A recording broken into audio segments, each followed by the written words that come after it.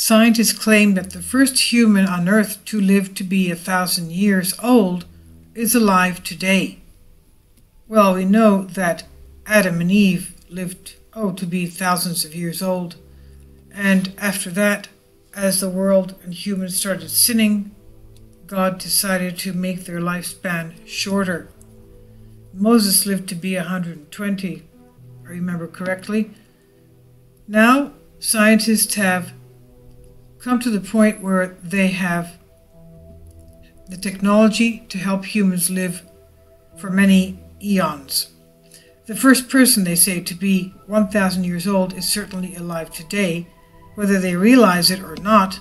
Barring accidents and suicide, most people now 40 years or younger can expect to live for centuries. This is what Cambridge University geneticist Aubrey de Grey declares. The only difference between my work and the work of the whole medical profession, de Grey adds, is that I think we're in striking distance of keeping people so healthy that at 90 they'll carry on waking up in the same physical state that they were at the age of 30, and their probability of not waking up one morning will be no higher than it was at the age of 30.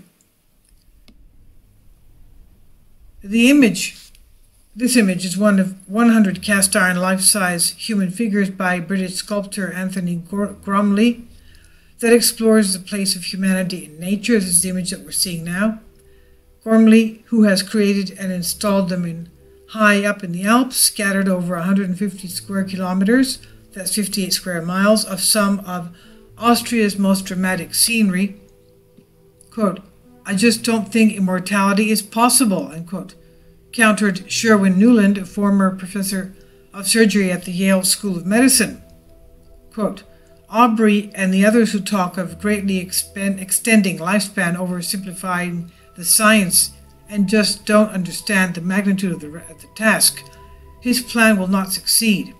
Were it to do so, it would undermine what it means to be human," end quote. Perhaps de Grey is way too optimistic, but others have joined the search for a virtual fountain of youth. In fact, a growing number of scientists and doctors, geneticists and nanotech experts with many applicable academic credentials are insisting that there is no hard reason why aging cannot be dramatically slowed or prevented altogether. Not only is this theoretically possible, they argue, but a scientifically achievable goal that can and should be reached in time to benefit those alive today.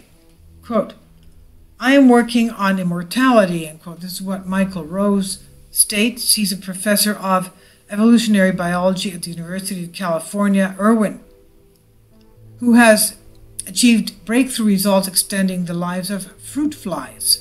Quote, "20 years ago, the idea of postponing aging, let alone reversing it, was weird and off the wall. Today, there are good reasons for thinking it is fundamentally possible," end quote. Even the U.S. government finds the field sufficiently promising to fund some of the research.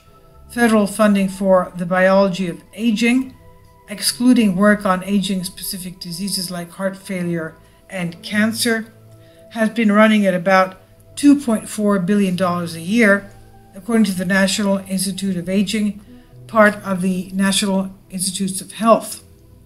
So far, the most intriguing results have been spawned by the genetic labs of bigger universities, where anti-aging scientists have found ways to extend lifespans of a range of organisms, including mammals.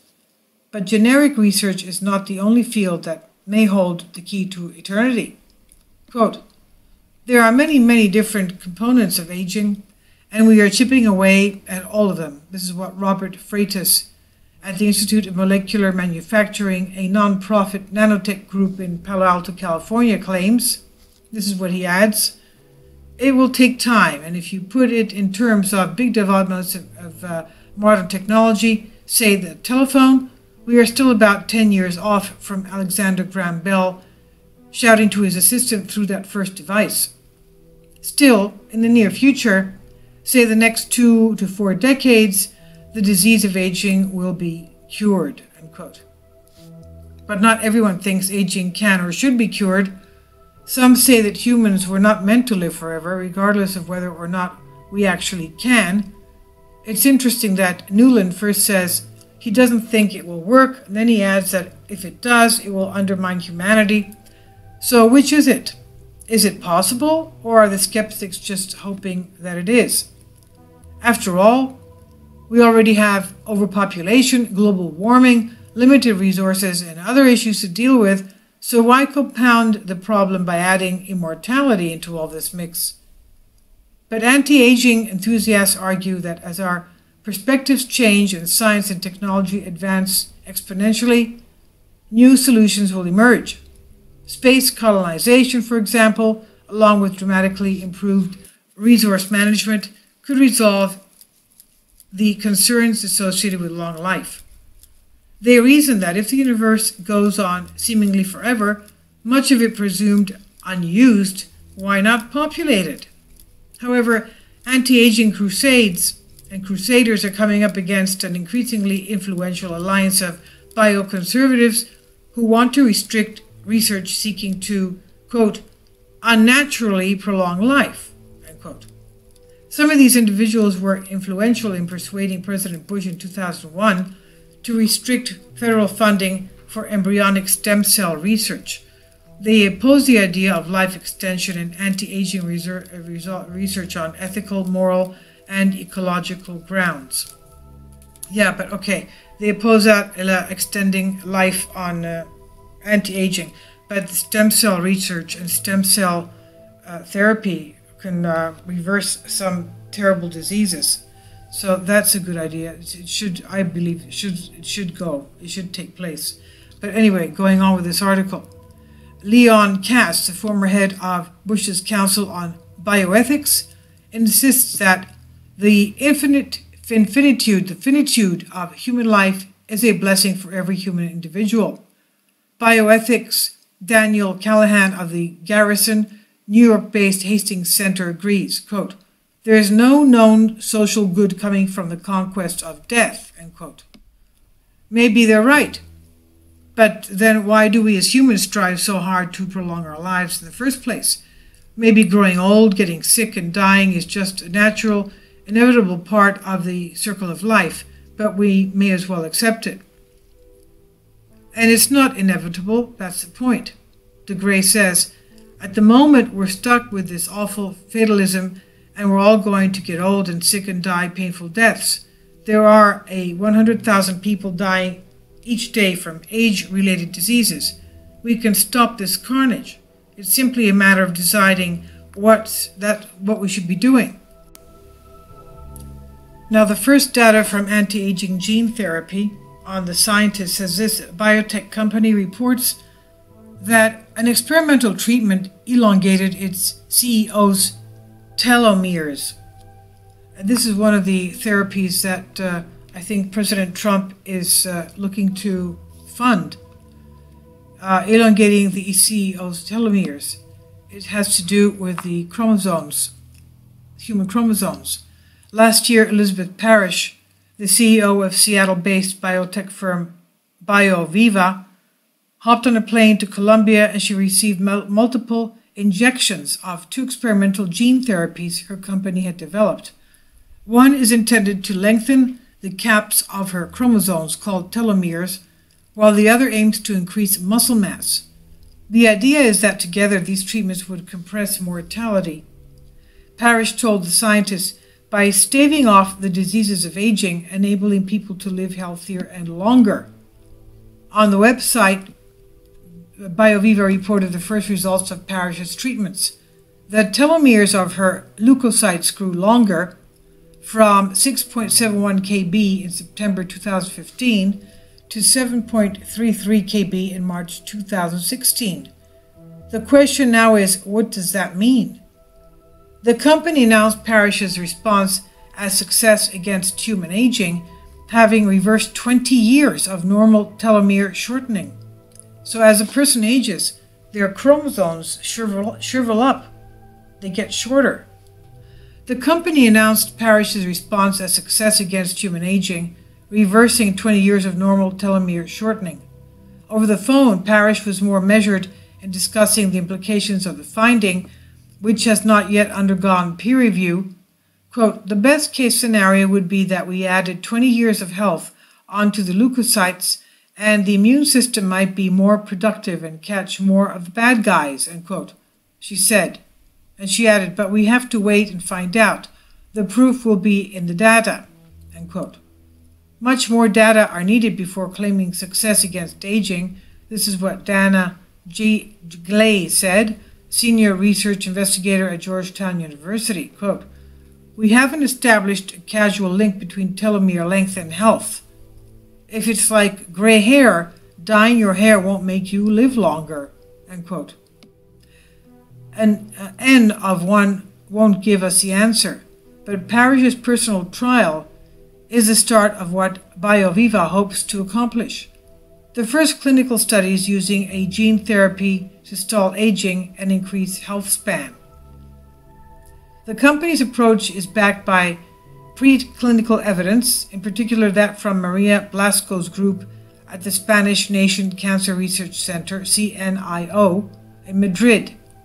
In 2012, Blasco's team reported that results of the telomere gene therapy in mice, the enzyme telomerase encoded by the TERT gene, lengthens telomeres. Quote, "We demonstrated that AAV9 TERT gene therapy was sufficient to delay age-related pathologies and extend both median and maximum longevity in mice." This is what Blasco, who is not involved with BioViva, told the scientists in an email. Many pathologies were delayed, including cancer. Blasco's team has since demonstrated that telomeres gene therapy can abate certain age-related diseases in mice as well. Some human diseases are the product of shorter than usual telomeres, noted Abraham Aviv, who studied the chromosomal caps at Rutgers, New Jersey Medical School. Quote, "However, the idea in the general population relatively short telomeres are bad and relatively long telomeres are good is nonsense." This is what he wrote in an email. Telomere length is associated in opposing directions with cardiovascular disease and cancer risk. Quote, "I refer to this phenomenon as the cancer-cardiovascular disease trade-off, which largely defines longevity of contemporary humans. And telomere length is not a good predictor of mortality. Earlier this month, Glay and her colleagues looked at how well leukocyte telomere length correlated with dying within 5 years. After adjusting for age and sex, they found that more than a dozen other measurements, from self-reported health status to C-reactive protein levels, were better at predicting 5-year mortality. Aviv pointed to another potential weakness of the BioViva data, measurement error. The 9% difference between Parrish's before and after telomere length is within the measurement error of most laboratories. He said, "Thus, I am not impressed by the difference between these two values based on one case." Houston-based SpectraCell Laboratories conducted the telomere length assay for BioViva, and Stein, who is the director of science and quality at SpectraCell, told the scientists that most telomere length assays have a variance of 8%, and his firm's test is in line with that number. Other aging therapy Parrish received, the gene encoding the follistatin protein, is supported by human data, at least in the context of people with muscle disorders. There are not yet data demonstrating the effect of follistatin gene therapy on age-related muscle loss. Follistatin inhibits myostatin, which puts the brakes on muscle growth and therefore makes it an attractive therapy for muscular dystrophies. Early clinical trials on 6 people with Becker muscular dystrophy, for instance, showed that 4 of them could walk longer distances after the follistatin gene therapy. Parrish said she expects MRI data on her muscles' response to the treatment in about a month. Quote, "Translating these results to human diseases, telomere syndromes, or certain age-related diseases without effective treatments may be of interest in the context of critical trials approved by corresponding regulatory agencies. Working with regulatory agencies has been a sticky point for BioViva, hence Parrish's trip to Colombia. Her controversial move to skirt oversight by the U.S. Food and Drug Administration by receiving the gene therapy outside the country prompted a member of the company's advisory board, the University of Washington, George Martin, to resign, MIT Technology Review reported in October. Parrish said she is now traveling the globe to find a regulatory partner willing to approve human clinical trials. Quote, this is what she said, quote, "When I started looking into this, it seemed like a crazy science, but it's a crazy science whose time has come," end quote. Parrish's goal of extending health span, however, is anything but novel. From medicine to medication and meditation, researchers have looked for ways to keep people healthy as long as possible. And we do have some proven interventions, Glide pointed out. My conclusion would be, if you want to live longer, you're much better off smoking less and exercising more than you are trying to lengthen your telomeres. This is what she said. I leave links below for you for this.